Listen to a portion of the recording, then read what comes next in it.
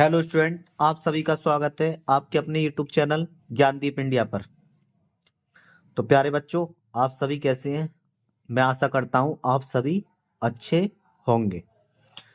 तो प्यारे बच्चों, मैं आज कक्षा 12 का एक पेपर सॉल्व कराने जा रहा हूं। पेपर का सेट जो है वो है 347 BCH। ये सन 2025 का है। क्या है? रसायन विज्ञान। समय जो होता है प्यारे बच्चों वो होता है 3 घंटे 15 मिनट। पेपर का समय हमें 3 घंटे और 15 मिनट में पूरा करना होता है। और पूर्णांक कितना होता है? पूर्णांक होता है 70 का। तो देखेंगे बिना देरी किए।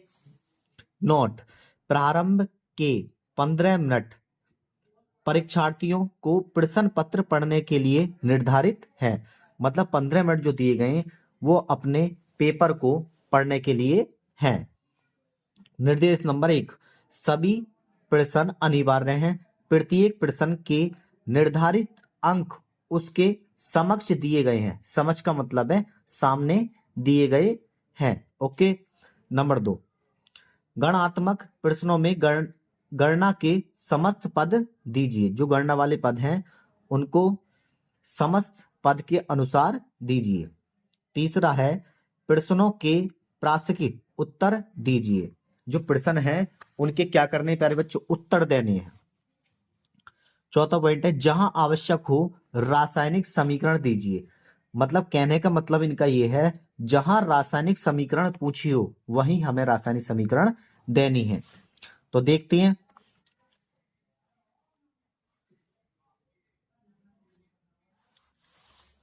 प्रश्न नंबर 1: इस प्रश्न के प्रत्येक खंड में 4 विकल्प दिए गए हैं। सही विकल्प चुनकर उसे अपनी उत्तर पुस्तिका में लिखिए।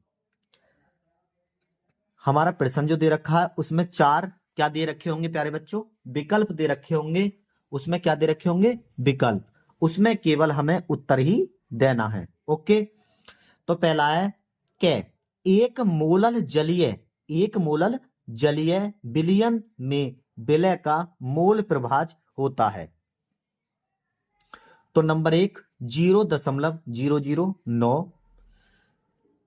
दूसरा है 0.018। तीसरा है 0.027। चौथा है 0.036।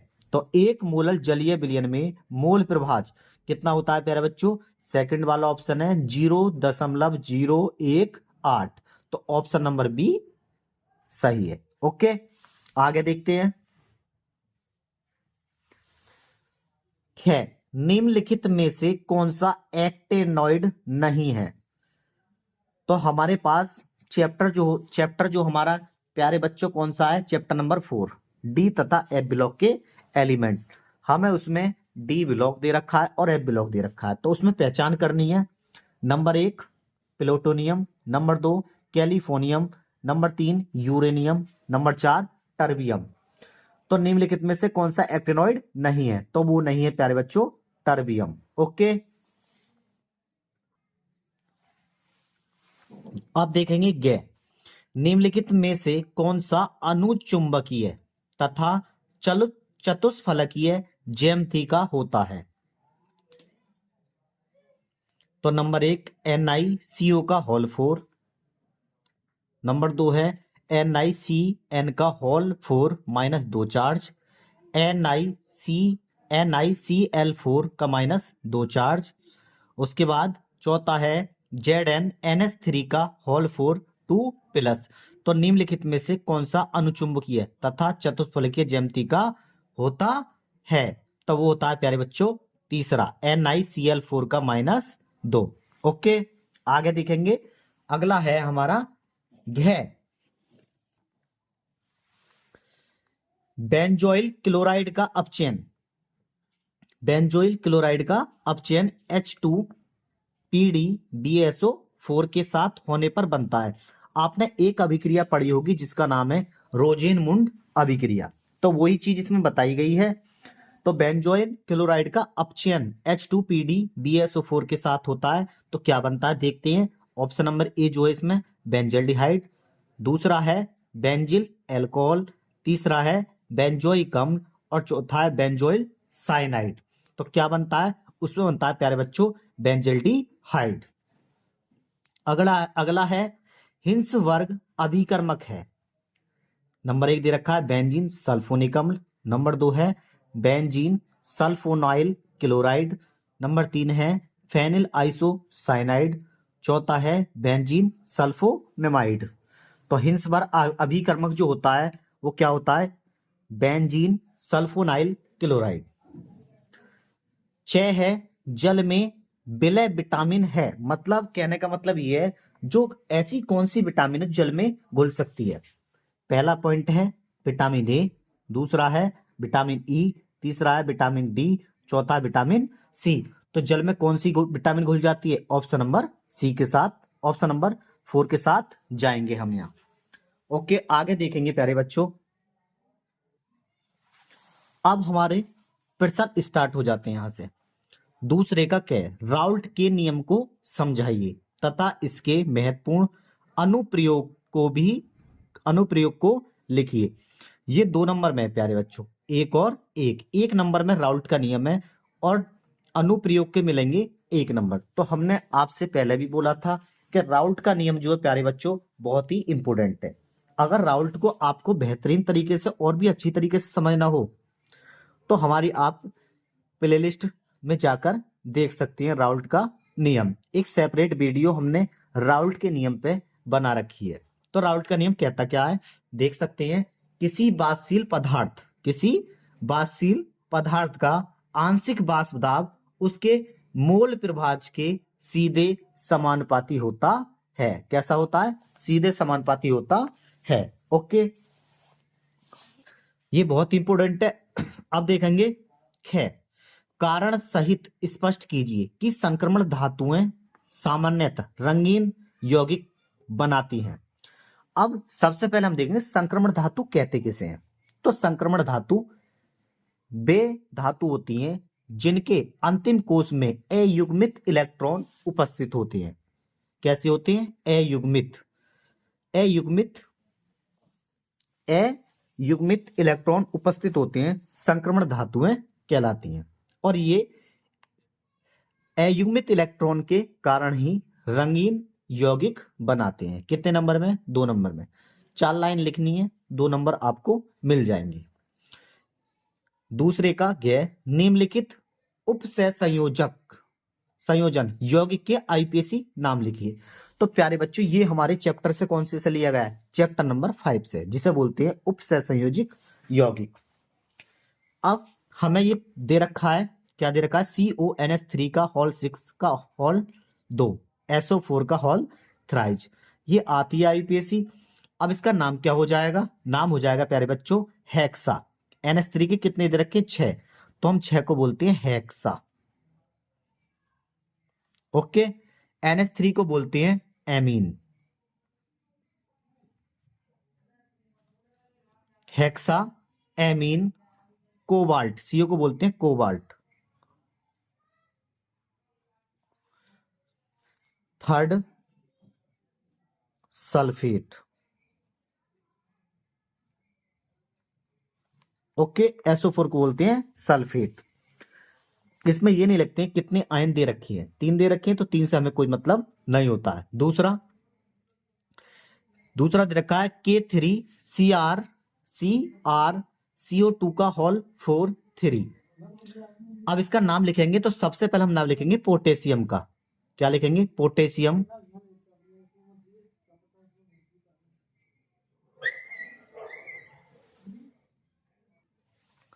पोटेशियम 3 को बोलते हैं trace oxalato, OXALATO, oxalato. CR को बोलते हैं क्रोमियम, लेकिन यहां पे लगा है क्रोमेट। थर्ड, ओके, तो ये हो गया हमारा, दोनों आईपीसी बन गई है। पहले का नाम है hexaammine cobalt, third sulphide. दूसरा है potassium tris oxalate chromate, third ion लिख सकते हैं। ओके, अगला प्रश्न दे रखा है हमें, कौन सा दे रखा है, घ, दूसरे का घ। एल्किल क्लोराइड की जलीय KOH से अभिक्रिया होने पर, अगर हम एल्किल क्लोराइड, तो प्यारे बच्चों एल्किल क्लोराइड का सूत्र होता है RCl, की जलीय KOH के साथ से अभिक्रिया होने पर एल्कोहल बनता है, जबकि एल्कोहलिक QH की उपस्थिति में एल्कीन मुख्य उत्पाद के रूप में प्राप्त होती है। तो समझाइए। तो हम देख सकते हैं, प्यारे बच्चों, ये एल्किल क्लोराइड है। तो पहला हम इस तरीके से देख सकते हैं RCl, ये है एल्किल क्लोराइड। रिएक्शन कराई मैंने किसके साथ, KOH के साथ। किस में लेना है, एक्वा माने होता है जलीय में। तीर का निशान, और क्या बन जाएगा, ये बन जाएगा ROH प्लस, निकल जाएगा KCl। पहले ही बोल दिया गया है, एल्किल क्लोराइड की जलीय KOH से अभिक्रिया होने पर एल्कोहल बनता है, जबकि एल्कोहलिक KOH की उपस्थिति में एल्किन मुख्य उत्पाद के रूप में से प्राप्त होती है। तो देख सकते हैं हम किस तरीके से करते हैं। हमने ले लिया क्या, एल्किल क्लोराइड, CH2 और Cl। ओके, रिएक्शन किससे कराएंगे, अब रिएक्शन कराएंगे हम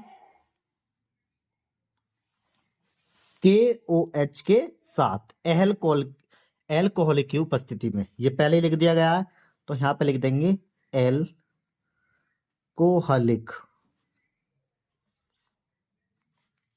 तीर का निशान क्या बनेगा, अब अगर हम एक्वा में कराएंगे तो सीधे बन जाएगा ROH, लेकिन अगर हमने एल्कोहलिक ले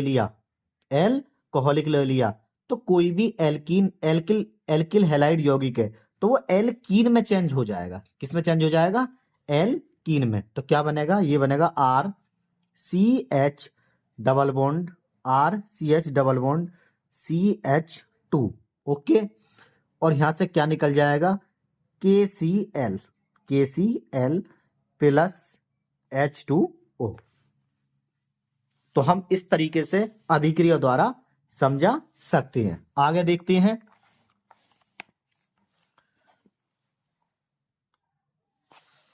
तीसरे का के, ये कह रहा है एक मोलल बिलियन की अपेक्षा, एक मोलर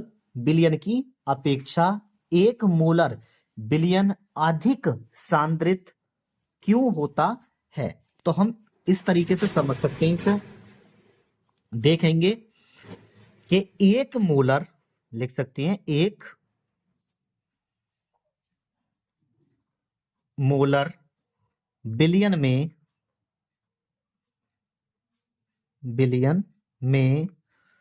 एक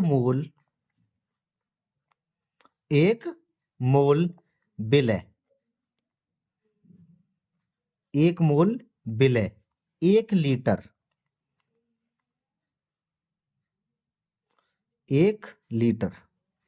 तो उसे हम 1 लीटर को किससे शो करते हैं, 100 मिलीलीटर से। ओके, में घुला होता है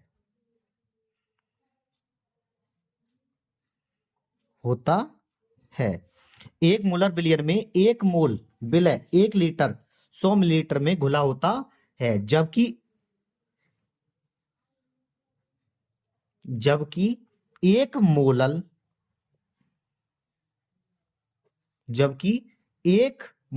अब मोलल को किससे शो करते हैं, स्मॉल m से।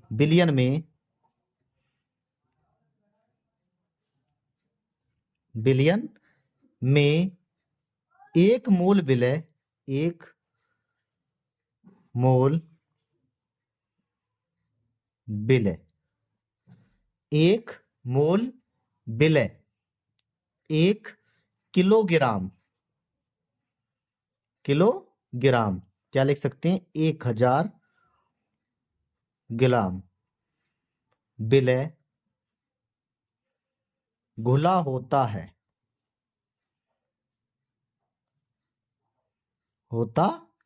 ओके, एक बार फिर से देखते हैं।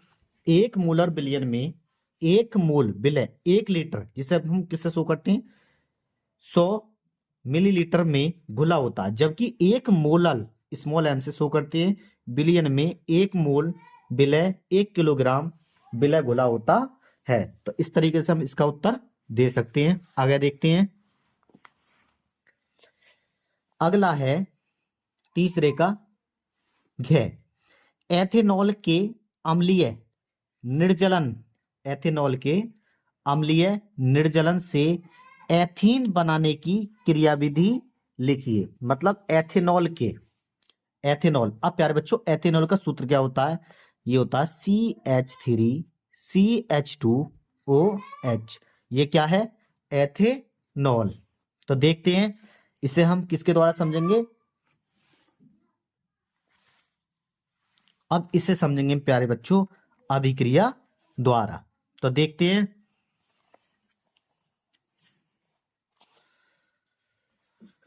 तो देखेंगे अब हमें क्या एथेनॉल के अम्लीय निर्जलन से एथीन बनाने की विधि देखनी है। तो सबसे पहले हमें प्यारे बच्चों क्या लेना है, पहले स्टेप में ये लेना CH3, उसके बाद CH2OH प्लस अम्लीय निर्जल कराना है, इसका प्रोटोनेशन कराना है। ठीक है, उसके बाद तीर का निशान। अब प्यारे बच्चों हमें पता है ऑक्सीजन पर 2 लोन पेयर होते हैं, लोन पेयर युग्मित जोड़े होते हैं, एक येरा और एक येरा। अब H पे पॉजिटिव चार्ज कब आता है, जब इलेक्ट्रॉन की कमी हो। जब इस पर इलेक्ट्रॉन की कमी है तो ये किसके पास जाना चाहेगा, जहां इलेक्ट्रॉन पाए जाने की आशंका ज्यादा हो। तो क्या बनेगा, CH3CH2 सिंगल बॉन्ड O, और ये हो जाएगा H2। अब ऑक्सीजन पर कैसा चार्ज आ जाएगा, पॉजिटिव। ओके, अब आगे देखते हैं प्यारे बच्चों स्टेप नंबर 2। इसे एक बार फिर से देखते हैं। CH3CH2 और O प्लस H2। जैसे ही हम इसे हीट करेंगे, क्या करेंगे, गर्म करेंगे, तो क्या बन जाएगा, ये बन जाएगा CH3 और CH2, और इस पर कैसे चार्ज आ जाएगा, प्लस, और यहां से निकल जाएगा H2O। तो ये बन गया कार्बोधनाइन। अब इस पर क्या है, अभी हम एक स्टेप दूर है, दोबारा देखते हैं स्टेप नंबर 3। CH3CH प्लस और CH2। ओके, उत्क्रमणीय अभिक्रिया का चिन्ह भी लगा सकते हैं, इस अभिक्रिया में लगा सकते हैं। अब क्या मैं ये हाइड्रोजन को इस तरीके से कर सकता हूं, H, तुम्हें पता है ये कार्बन है और ये हाइड्रोजन है, किसकी विद्युत ऋणात्मकता ज्यादा है, तो वो है प्यारे बच्चों कार्बन की। कार्बन पाएगा डेल नेगेटिव चार्ज, इस पाएगा डेल पॉजिटिव चार्ज। अब इस पे नेगेटिव, इस पे पॉजिटिव, ये एक बंध बना लेंगे। कैसा बंध बनाएंगे, CH2 डबल बॉन्ड CH2, और यहां से निकल जाएगा H धनात्मक के रूप में, और बन गया प्यारे बच्चों एल्कीन। ओके, आगे देखते हैं हम।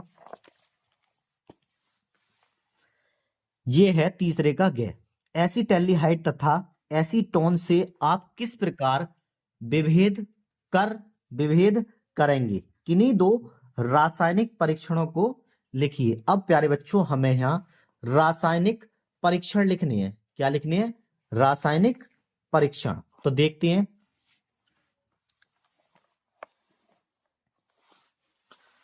तो यहां पे लिखेंगे क्या, एसिटैल्डिहाइड, हेडिंग डालेंगे हम एसी एसिटैल्डिहाइड,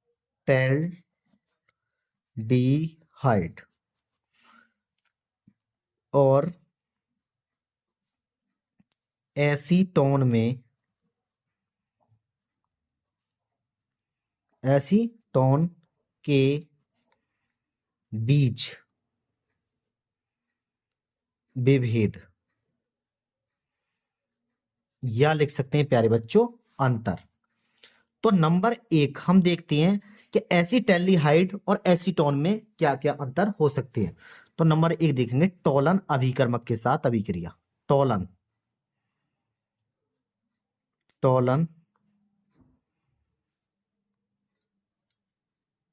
अभिकर्मक परीक्षण, या देख सकते हैं अभिक्रिया।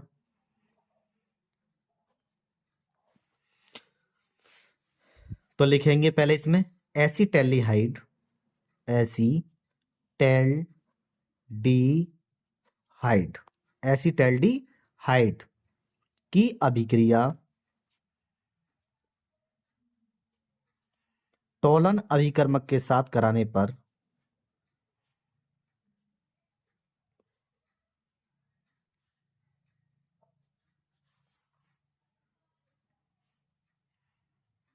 साथ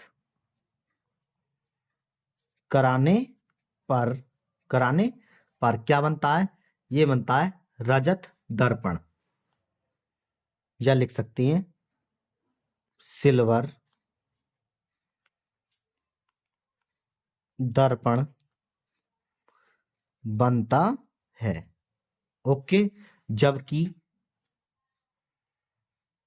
एसीटोन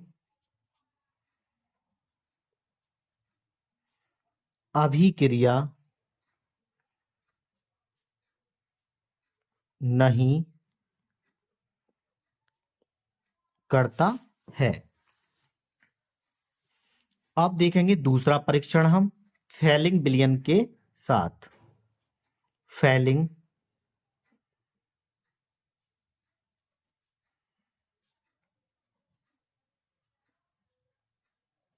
विलयन, फैलिंग विलयन परीक्षण।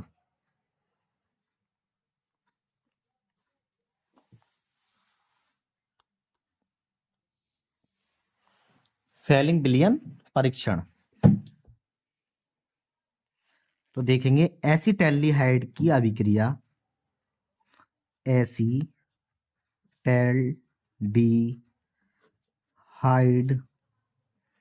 की अभिक्रिया, एसिटैल्डिहाइड की अभिक्रिया फैलिंग विलयन के साथ कराने पर, विलयन के साथ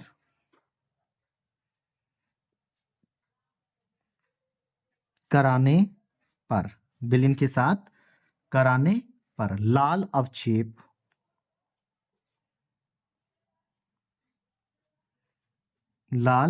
अवक्षेप देता है, जबकि एसीटोन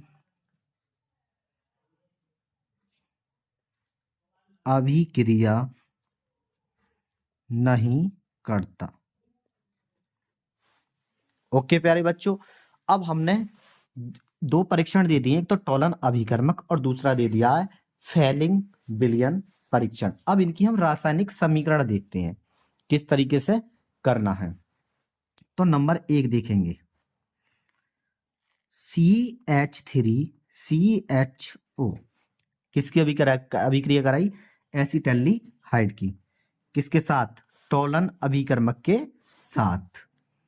तो इस तरीके से लिख सकते हैं हम टोलन अभिकर्मक AgNH3 का होल ट्वाइज और प्लस का चिन्ह प्लस 3OH नेगेटिव, तीर का निशान क्या बन जाएगा?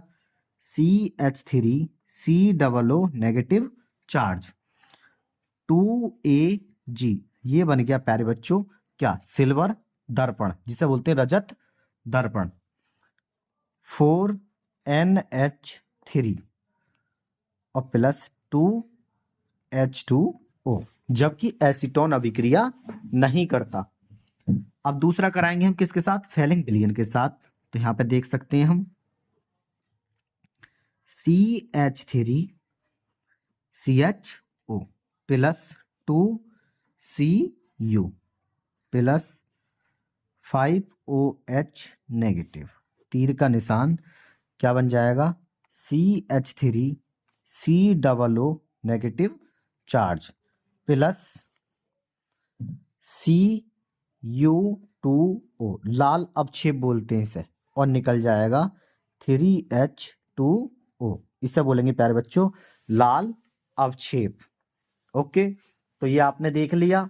ये कौन कौन सा था? ये था एसिटाल्डिहाइड और एसीटोन के बीच अंतर या विभेद। तो आगे देखते हैं अगला क्वेश्चन।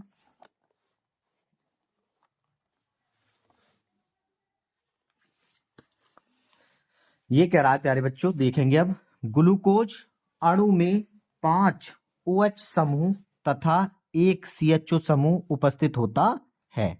रासायनिक समीकरण दीजिए।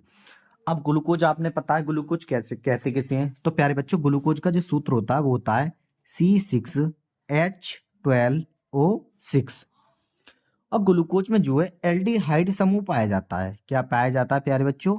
एल्डिहाइड समूह, जिस वजह से हम इसे बोलते हैं एल्डोज। तो एक बार मैं आपको बता देता हूं, ग्लूकोज एक मोनोसैकेराइड कार्बोहाइड्रेट यौगिक होता है।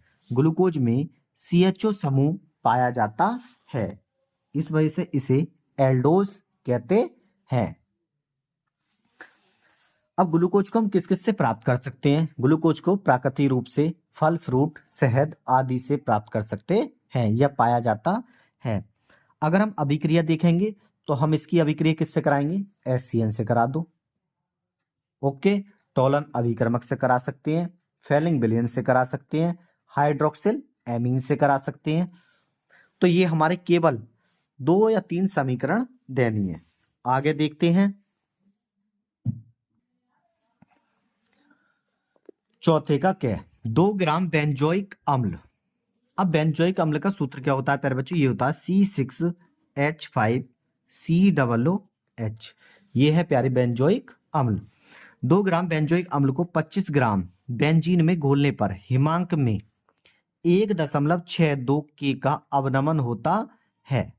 ये दे दिया प्यारे बच्चों डेल्टा TF का मान। ओके, ये दे दिया WA, ये दे दिया WB। अवनमन होता है यदि विलयन में द्वितीय डाइमर बनता है तो अम्ल का संगुणन कितना प्रतिशत होगा? बेंजीन के लिए मोलल अवनमन स्थिरांक को हम किससे शो करते हैं? वो करते हैं KF। ज्ञात कीजिए। ओके, तो देख सकते हैं 2 ग्राम बेंजोइक अम्ल को 25 ग्राम बेंजीन में घोलने पर हिमांक में 1.62 का अवनमन होता है। यदि विलयन में द्वितीय डाइमर बनता है तो अम्ल का संगुण कितने प्रतिशत होगा? बेंजीन के लिए मोलल अवनमन स्थिरांक है। तो प्यारे बच्चों इस तरीके से ये फार्मूला लगा सकते हैं। ये होता है क्या? डेल्टा TF बराबर KF गुणा WA गुणा 1000 बटे MA गुणा WB। ओके, ये हम फार्मूला लगा के क्वेश्चन कर सकते हैं। आगे देखते हैं संक्षारण क्या होता है। तो प्यारे बच्चों संक्षारण का मतलब है धातुओं पर जंग लगना। किसी धातु के संक्षारण को रोकने के लिए किन्हीं 2 विधियों का उल्लेख कीजिए। आपने देखा होगा अगर हमने धातु को कुछ समय के लिए बाहर नमी में रख दिया जाए या वायु के सापेक्ष रख दिया जाए तो उन पर एक सफेद रंग की परत जम जाती है, जिसे हम क्या बोलते हैं प्यारे बच्चों? जंग लगना बोलती है। अब संक्षारण रोकने के उपाय कौन कौन से होंगे? पहला उपाय हो सकता है जंग को पेंट लगाकर रोका जा सकता है। दूसरा है जंग को ग्रीस लगाकर रोका जा सकता है। तीसरा है जंग को तेल लगाकर रोका जा सकता है। केवल इसमें 2 ही विधियां पूछ रहा है। अब देखेंगे प्यारे बच्चों किसी रासायनिक अभिक्रिया की आणविकता तथा कोटि में अंतर को स्पष्ट कीजिए तथा प्रथम कोटि अभिक्रिया के लिए अर्ध आयु काल के लिए व्यंजक प्राप्त कीजिए। तो सबसे पहले जो ये प्रश्न दे रखा है 3 नंबर में दे रखा है, सबसे पहले देखेंगे प्यारे बच्चों रासायनिक अभिक्रिया, अभिक्रिया की आणविकता तथा कोटि में अंतर।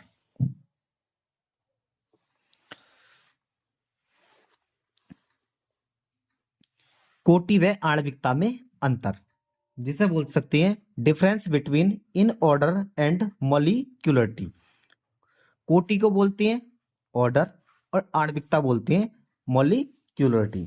तो प्यारे बच्चों एक तरफ जो डालना है हमें क्या डालना है कोटि, और एक तरफ डालना है आणविकता। नंबर देखेंगे कोटि में, कोटि का मान 0, ऋणात्मक व 3 से अधिक हो सकता है। अब देखेंगे आणविकता में, आणविकता का मान न तो 0 और न ही ऋणात्मक और न ही 3 से अधिक होता है। नंबर 2 कोटि में सांद्रताओं के घातों के योग के समान होता है। आणविकता अभिक्रिया में भाग लेने वाले अणुओं की संख्या को आणविकता कहते हैं। कोटि यह प्रायोगिक होती है, सांद्रता पर निर्भर करती है, यह प्रायोगिक नहीं होती है। ओके, तो प्यारे बच्चों 3 पॉइंट थे, तो प्लीज इसका स्क्रीनशॉट लीजिए। आगे देखते हैं। अब देखते हैं प्यारे बच्चों प्रथम कोटि की अभिक्रिया के अर्धायु काल के लिए व्यंजक। तो देखते हैं हमने क्या लिया प्यारे बच्चों, हमने लिया आर से पी। आर जो है वो अभिकारक है और पी जो है प्यारे बच्चों उत्पाद है। आर जो अभिकारक है और पी जो है उत्पाद है। लिख सकते हैं अभिकारक और यहां पे कर सकते हैं उत्पाद। ओके, अब देखेंगे क्या वेग का नियम, अभिक्रिया का वेग, अभिक्रिया का वेग। तो अभिक्रिया का वेग क्या कहता है, अभिक्रिया का वेग कहता है अभिकारक के सांद्रता के समानुपाती होता है। हम कौन सी अभिक्रिया पढ़ रहे हैं, प्रथम कोटि की, तो इस पर लगा देंगे हम 1। समानुपाती हटाएंगे, कांस्टेंट लगाएंगे, तो ये हो जाएगा वेग बराबर के आर की घात 1। ओके, अब देखेंगे प्यारे बच्चों अभिक्रिया की दर, अभिक्रिया की दर, अभिक्रिया की दर। तो अभिक्रिया की दर निकालेंगे तो क्या हो जाएगा, ये हो जाएगा डी आर की सांद्रता। हम निकालेंगे तात्क्षणिक वेग, डी टी बराबर के आर की सांद्रता की घात 1 बराबर, यहां से हटा देंगे। ओके, उसके बाद क्या करेंगे, dt को एक तरफ ले, dt को एक तरफ और r को एक तरफ, बराबर माइनस डी आर की सांद्रता बटे आर की सांद्रता बराबर के डी टी। इधर माइनस है उधर ले जाएंगे तो ये हो जाएगा डी आर की सांद्रता बटे आर बराबर माइनस के डी टी। समीकरण नंबर 1 दे देंगे इसे। अब क्या करेंगे, समीकरण 1 का समाकलन करने पर, समीकरण 1 का समाकलन करने पर, समाकलन लगाएंगे डी आर की सांद्रता बटे आर बराबर माइनस बाहर ले लेंगे, के जो है नियतांक है, के भी बाहर ले लेंगे, डी टी। ओके, अब हमें पता है चूंकि हम जानते हैं डी आर बटे आर की सांद्रता का समाकलन होता है लॉग ई आर की सांद्रता। चूंकि डी टी का कितना होता है प्यारे बच्चों टी, या डी एक्स की जगह करेंगे तो एक्स हो जाएगा, तो कर देंगे इसका समाकलन, कितना हो जाएगा log ई आर की सांद्रता बराबर माइनस के टी प्लस सी। समीकरण नंबर 2। सी जो है समाकलन नियतांक है। अब मान लेंगे लेट सी बराबर log ई आर नॉट। आगे करेंगे सी का मान समीकरण 2 में रखने पर, सी का मान समीकरण 2 में रखने पर रखते हैं तो ये हो जाएगा log ई आर की सांद्रता बराबर माइनस के T plus log E R not की सांद्रता। पूरे पक्ष को उठा के ध्यान लाएंगे, ये माइनस का इधर किसका हो जाएगा, प्लस का, तो हो जाएगा के टी बराबर log ई आर नॉट की सांद्रता। कितना हो जाएगा, log ई आर की सांद्रता। चूंकि हमने एक फार्मूला पढ़ रखा है, कौन सा, log m minus log n क्या होता है, log m बटे n। तो क्या करेंगे, तो ये हो जाएगा के टी बराबर log ई आर नॉट की सांद्रता बटे आर। ई हटाएंगे, 10 बेस लगाएंगे तो कितना हो जाएगा, ये हो जाएगा के टी बराबर 2.303 log 10 आर नॉट की सांद्रता बटे आर। टी को नीचे ले जाएंगे तो कितना हो जाएगा, के बराबर 2.303 बटे T into log are not की सांद्रता बटे आर, ये हो जाएगा 10। ये हमारा हो गया क्या, प्रथम कोटि अभिक्रिया का वेग स्थिरांक। लेकिन अब क्या करेंगे, अब निकालेंगे प्यारे बच्चों अर्ध आयु काल। तो देखते हैं आगे हमारी समीकरण जो निकल के आई ये आई थी के बराबर 2.303 बटे T into log are not की सांद्रता बटे आर, ये था 10 बेस। समीकरण नंबर दे देंगे टी, मान लेंगे टी बराबर टी हाफ।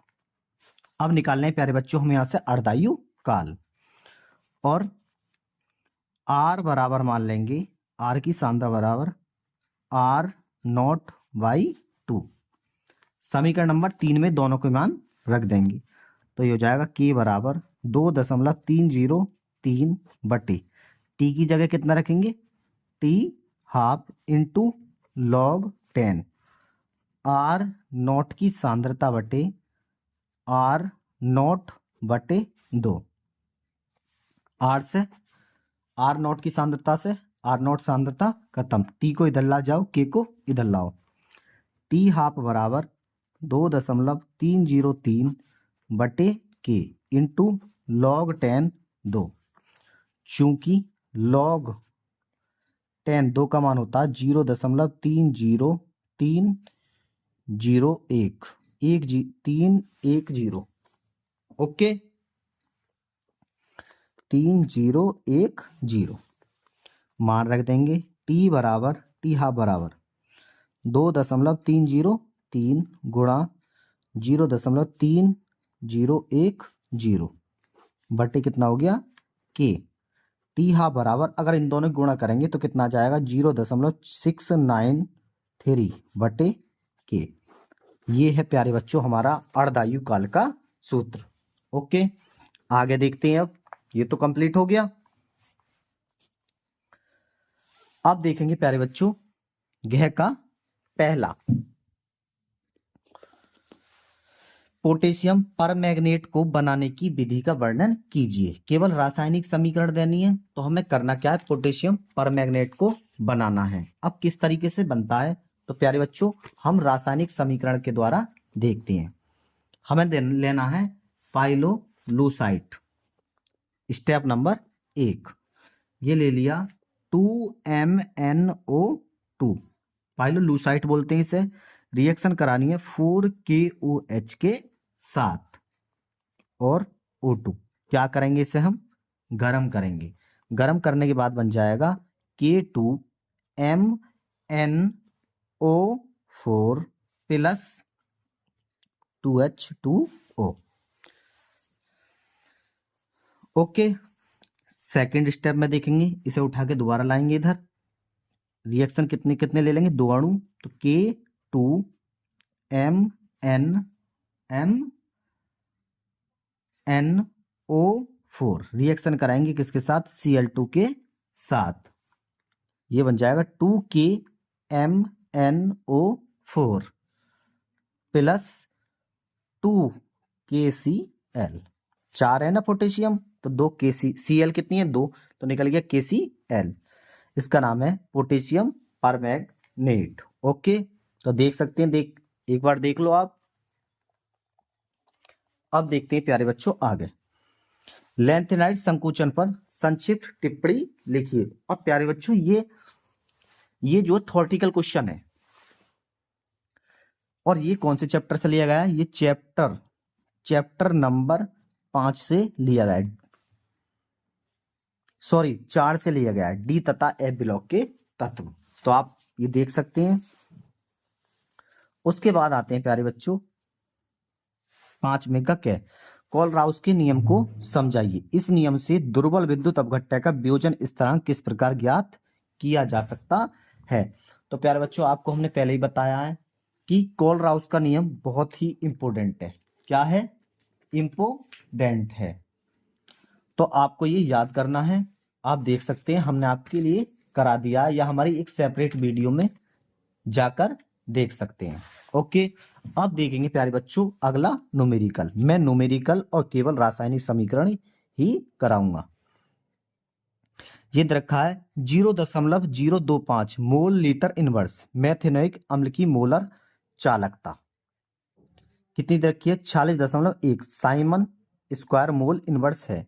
यदि मेथेनोइक अम्ल के लिए लैम्डा नॉट एम का मान कितना दे रखा है, 404 into 2 Simon square mole inverse है, तो इसकी वियोजन मात्रा का पलीकरण कीजिए। क्या ज्ञात करना हमें, वियोजन, सीमांत मोलर चालकता ज्ञात करनी है। तो देखेंगे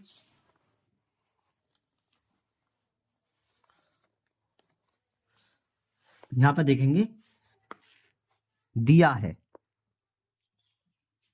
क्या क्या हमें प्रश्न में दिया है। अब प्यारे बच्चों सांद्रता का मान कितना दे रखा है, 0.025। सांद्रता को शो करते हैं सी से, 0.025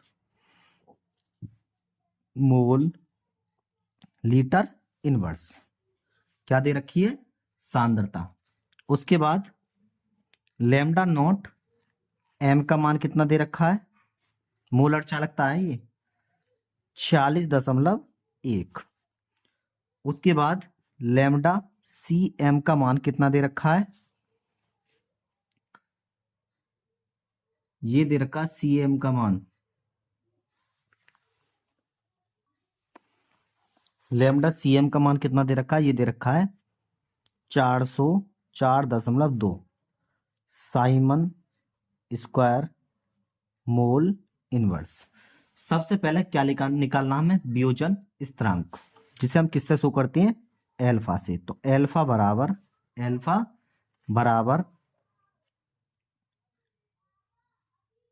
ये होगा प्यारे बच्चों सी और ये होगा नॉट।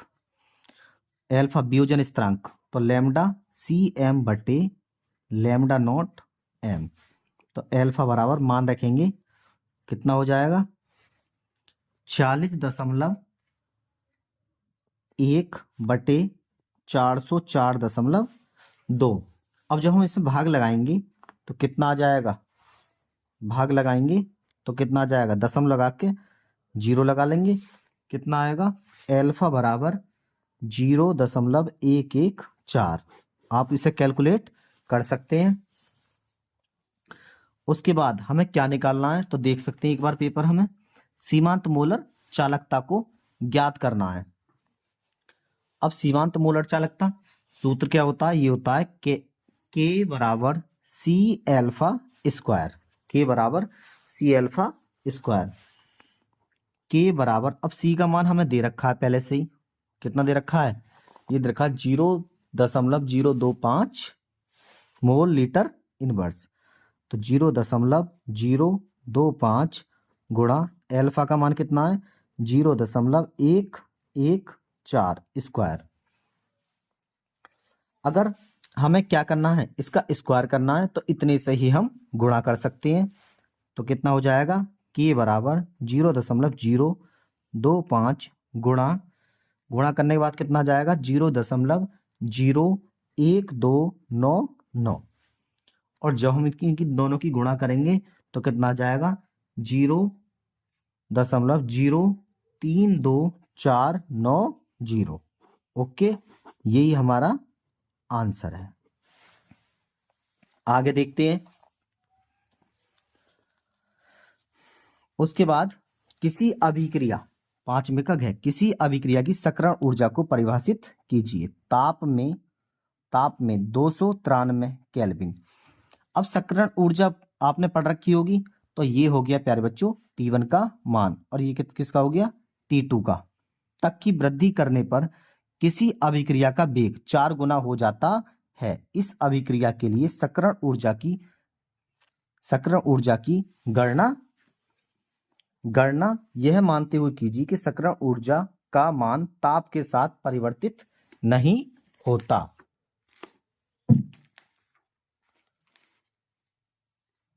ओके, अब प्यारे बच्चों देखेंगे, दिया है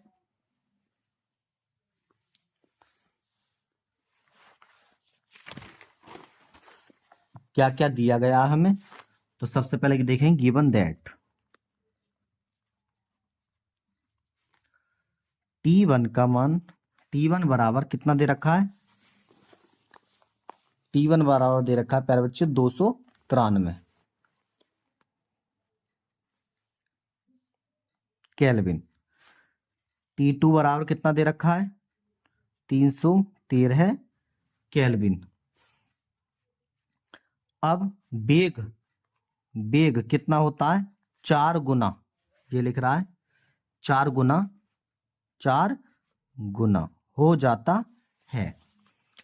अब प्यारे बच्चों हमने एक समीकरण पढ़ रखी थी, क्या, ये थी log 10 K2 बटे K1 बराबर EA बटे, ये सकरण ऊर्जा है 2.303 R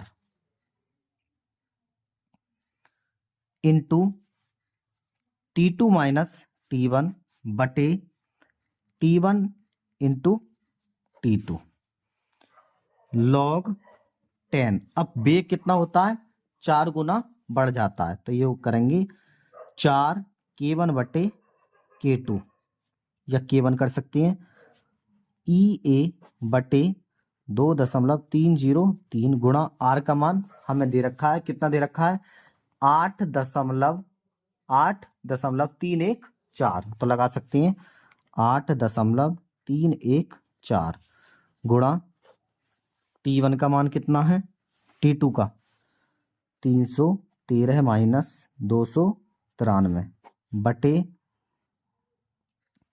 293 गुणा 313।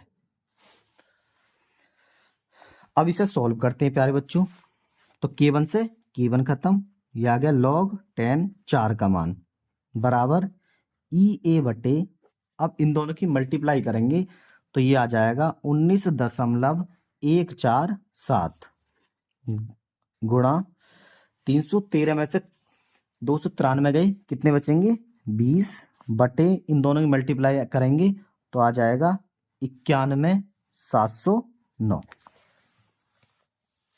अब प्यारे बच्चों log 4 का मान दे रखा है हमें, कितना दे रखा है 0.626021 मान लगा देंगे 0.6021 बराबर EA बटे 19.147 इंटू 20 बटे 91,709। अब क्या करेंगे, हमें जो मान निकालना है वो किसका निकालना है, EA का निकालना है। तो EA को इधर लाएंगे, EA बराबर, ये किस में जाएंगे, गुणा में 0.6021 गुणा 19.147 गुणा 91,709 बटे कितना हो जाएगा 20। अब प्यारे बच्चों इन सभी को कैलकुलेट करेंगे तो कितना आ जाएगा, 1057258 बटे 20। अब ये की गुणा भाग करेंगे 20 से तो कितना आ जाएगा, ये आ जाएगा 52,862 इंटू 9 जूल प्रति मोल। ओके प्यारे बच्चों, हम आपके लिए जल्दी इस कैलकुलेट इसलिए करके नहीं दिखा रहे हैं क्योंकि पेपर बहुत बड़ा है। अगर मैं पूरा पेपर हल कराऊंगा तो समय काफी लगेगा। अब देखेंगे प्यारे बच्चों इससे आगे।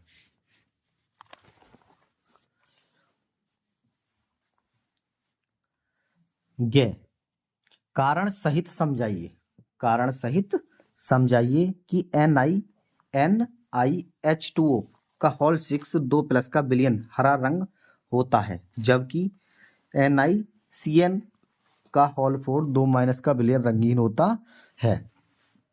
तो प्यारे बच्चों हम इसे BBT के अनुसार इसे हम ज्ञात कर सकते हैं। ये आपको स्वयं देखना है। आगे देखेंगे सेकंड, COCl2En के सभी त्रिविमीय, त्रिविमीय मतलब त्रिविमीय समावयव की संरचना बनाइए। इसे हमें संरचना बनानी है। अगला है घ, न्यूक्लिक अम्ल क्या है, न्यूक्लिक अम्ल क्या है, न्यूक्लियोसाइड तथा न्यूक्लियोटाइड में क्या अंतर होता है, न्यूक्लियन अम्ल के जैविक कार्यों को बताइए। ये प्यारे बच्चों RNA तथा DNA में से पूछा गया है। उसके बाद हम आप थ्योरेटिकल आपको ही क्वेश्चन करने हैं, मैं कैलकुलेट पोर्शन कराऊंगा। क्या फ्रियोन तथा टेट्राक्लोरोमेथेन, फ्रियोन तथा टेट्राक्लोरोमेथेन के अनुप्रयोग को लिखिए। ये आपको अनुप्रयोग लिखनी है। निम्नलिखित रूपांतरों के लिए समीकरण लिखिए। अब पहले जो दे रखा है वो क्लोरोबेंजीन से पिक्रिक अम्ल बनाना है। क्या बनाना है प्यारे बच्चों, क्लोरोबेंजीन से पिक्रिक अम्ल। तो देखते हैं इसे हम। नंबर 1 दे दिया हमने क्लोरोबेंजीन। अब क्लोरोबेंजीन की संरचना जो होती है Cl, ये है क्लोरोबेंजीन। ठीक है, रिएक्शन कराएंगे हम किसके साथ, NaOH के साथ उच्च ताप व उच्च दाब पर। जैसे हम उच्च ताप व उच्च दाब पर कराएंगे यहां से क्या निकल जाएगा, यहां से निकल जाएगा NaCl और OH यहां पे जुड़ जाएगा। ये बन गया फिनॉल। इसका कराएंगे हम नाइट्रेशन HNO3 किसकी उपस्थिति में, कंसंट्रेशन H2SO4 की उपस्थिति में। अब रिएक्शन कराएंगे तो जैसे हम नाइट्रेशन कराते हैं तो एक NO2 इस पोजीशन जुड़ेगा, एक NO2 इस पोजीशन जुड़ेगा, एक NO2 इस पोजीशन जुड़ेगा। ये है पिक्रिक अम्ल। सबसे पहले आपको क्लोरोबेंजीन लेना है। क्लोरोबेंजीन की अभिक्रिया किससे करानी है, सोडियम हाइड्रोक्साइड के साथ उच्च दाब व उच्च ताप पर। क्या बनेगा, फिनॉल बनना है। उसके बाद नाइट्रेशन कराना, नाइट्रेशन के बाद बन जाएगा पिक्रिक अम्ल। ओके आगे देखते हैं प्यारे बच्चों। ये है तृतीयक ब्यूटिल ब्रोमाइड से आइसोब्यूटिल ब्रोमाइड, ब्रोमाइड तृतीयक ब्यूटिल ब्रोमाइड से क्या बनाना है, आइसोब्यूटिल ब्रोमाइड बनाना है। तो देखते हैं तृतीयक ब्यूटिल ब्रोमाइड से।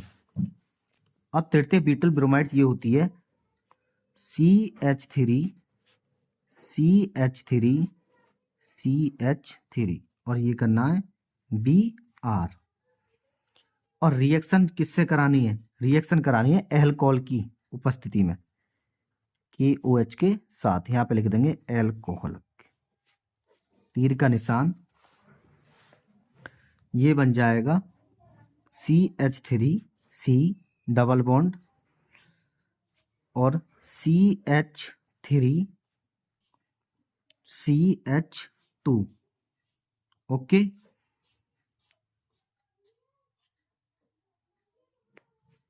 बैलेंस चेक कर सकते हैं, 1 2 3 4। एक बार फिर से देखते हैं। ओके, उसके बाद क्या निकल जाएगा? ये निकल जाएगा KBr plus H2O। Second step देखते हैं इसका, CH3CH डबल बॉन्ड CH2 और ये हो गया CH3, H नहीं आएगा। अब रिएक्शन जो करानी है वो किसके साथ करानी है? पर ऑक्साइड के साथ, मतलब HBr के साथ करा देंगे। तो HBr के साथ तुमने मार्कोनिफ नियम तो पढ़ा होगा, क्या बनेगा? CH3Br और CH3 और CH3, ये हमारा मेन उत्पाद बन गया। आगे देखेंगे क्लोरोएथेन से ब्यूटेन। क्लोरोएथेन से क्या बनाना है? ब्यूटेन। तो देख सकते हैं हमने क्या लेना है, 2CH3CH2 और Cl। रिएक्शन करानी किसके साथ? सोडियम के साथ। किसकी उपस्थिति में? शुष्क ईथर की उपस्थिति में। क्या बनेगा? यहां से निकल जाएगा क्या? 2NaCl बन जाएगा CH3 CH2 और CH3, ये हो गया ब्यूट एन। और दूसरा नाम जो है इसका वुर्ट्ज अभिक्रिया भी है, वुर्ट्ज अभिक्रिया। अब आगे देखेंगे नाभिक रावी प्रतिस्थापन अभिक्रिया क्या होती है, अथवा में हेलो एल्केन में एक अणुक तथा द्विक अणुक नाभिक रागी प्रतिस्थापन अभिक्रिया SN1 तथा SN2 की क्रियाविधि समझाइए। तो प्यारे बच्चों ये बहुत ही इंपोर्टेंट है। ओके, ये आप देख सकते हैं। आगे देखेंगे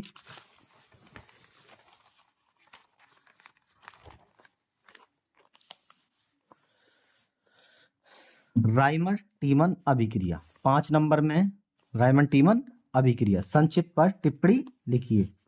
राइमन टीमन अभिक्रिया ये आपको करनी है। कोल्बे अभिक्रिया, उसके बाद आता है विलियमसन ईथर संश्लेषण, कर सकते हैं। आगे देखते हैं एल्कोहल बनाने की हाइड्रोबोरन ऑक्सीकरण अभिक्रिया को समझाइए। निम्नलिखित रूपांतरण के लिए रासायनिक समीकरण लिखिए।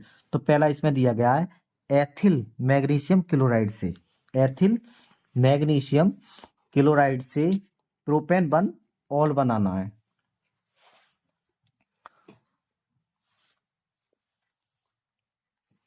ओके, और दूसरा जो दिया गया है ये मेथिल मैग्नीशियम ब्रोमाइड से 2 मेथिल प्रोपेन 2 ऑल बनाना। ये अथवा वाला है, या फिर हम ये कर सकते हैं या फिर ये कर सकते हैं। आगे देखेंगे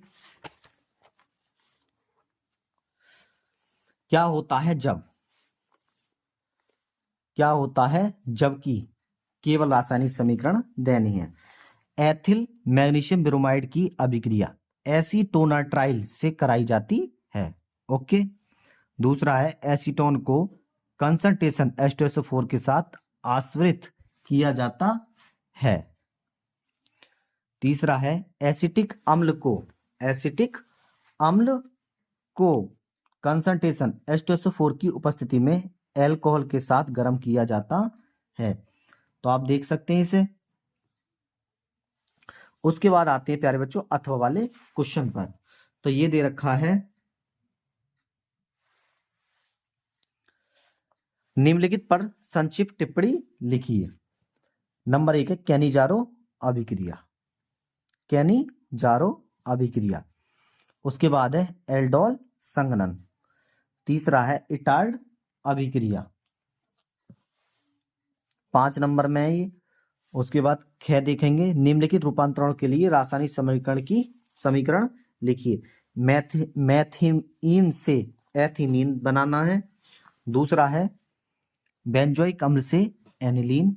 तीसरा जो है एनिलीन से बेंजीन डाइएजोनियम क्लोराइड। अथवा में देखते हैं, निम्नलिखित पर संक्षिप्त टिप्पणी लिखिए। गैब्रियल थैलेमाइड संश्लेषण, ये एमीन वाले चैप्टर में मिलेगी आपके लिए। अगली है युग्मन अभिक्रिया। तीसरी है कार्बोलैमीन अभिक्रिया। तो प्यारे बच्चों, यही हमारा कुछ पेपर पूरा हो गया, पेपर जो है कंप्लीट हो गया है। अगर आपको कोई प्रॉब्लम आती है तो आप हमारे चैनल पर जाकर वीडियो देख सकते हैं। तो प्यारे बच्चों, आज के लिए इतना ही। अगर हमारी वीडियो पसंद आई हो तो हमारे चैनल को सब्सक्राइब करें।